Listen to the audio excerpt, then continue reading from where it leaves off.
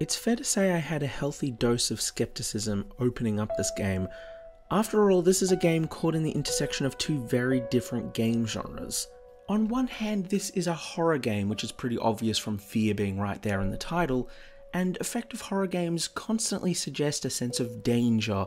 Often there's a villain of some kind that's always on your heels pursuing you, but on the other hand, this is a walking simulator, a genre known for being slow and contemplative, lacking really much mechanical challenge, and lacking a villain, lacking any kind of pursuit, all those things that would imply danger in a horror game. So yeah, it's kind of hard to see how Layers of Fear would manage to put the two together, but it kind of manages to bridge the gap pretty well, in my opinion. Hello, my name is Sam Harkin, writer for 8-Bit, and now I guess potentially video reviewer for 8-Bit, and I am here to tell you guys all about Layers of Fear.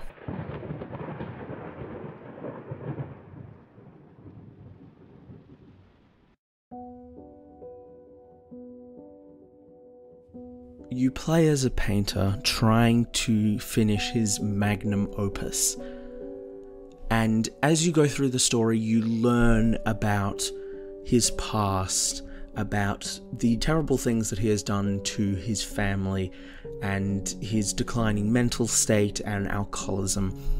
And let's just start off with the fact that that is not the most amazingly original plot. It's kind of one of those classic stories that feels the need to tie artistic ability with mental disability, so I'm not a fan of that, but I digress. For the most part, the story feels more like just a context for which everything can happen in. Consider, for example, the fact that there are documents and objects and flashbacks that will reveal all the little bits and pieces of the story. However, the much more interesting and in-your-face version of the story will happen during the walking simulator part, where you are kind of just journeying through your house. And in this part we have more symbolism. For example, the daughter is represented by a doll, and we see her perspective through her drawings. The wife is portrayed as this horrifically mutilated figure. And of course, the fact that this apparently stars a Victorian painter means we can have classical portraits, which can become more macabre and gory and gothic throughout the game, which, by the way, I am 100% down with that aesthetic. But of course, as I said at the start, the main issue is whether or not it's good gameplay, so let's go to that. I think it's fair to say that when it comes to Layers of Fear, some people are probably going to be divided as to whether or not it was a success.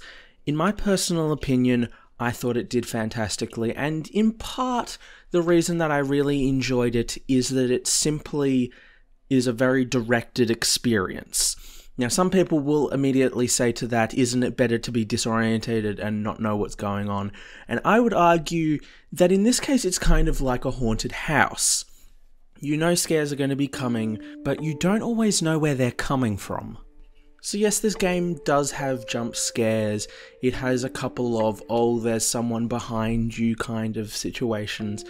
But while some of the scares I feel are pretty obvious, quite a lot of them aren't. Consider the fact that I filmed gameplay footage for this game, and this was my second, or in some cases third time playing through parts of this game, and I was still freaked out by some of the stuff. What I liked a lot more in this game was more the surreal elements. Doors can disappear and reappear, and doors that have been closed when reopened lead to new places, upside down rooms, mirror rooms, all that kind of stuff. And to me, it really speaks to what I feel is this game's greatest strength, which is its ability to use misdirection. You might be placed into a room and you start looking at like the walls in front of you and behind you and to the sides, and you're confused and you're disorientated. What am I doing wrong? What's supposed to be happening?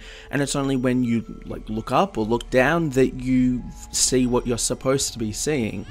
Something that's been there the entire time, and you only now realize it. And that's what makes this game so fantastic, is it's able to put you in this situation and you have absolutely no idea until it wants you to. It's worth noting that aside from scares and stuff, there isn't a lot. There are puzzles, For the most part, they are fine. They're just like little kind of speed bumps for you going through the game. The exception to which is the ending, in which you have to find scattered checkers throughout a kind of mutated room, and that is where the game screeches to a halt a bit. So that is definitely one thing that I will say felt like a bit of a misstep. But as for a summary of this game, while I didn't love the story, I loved the setting, I loved the telling of the story, I loved the presentation of the story.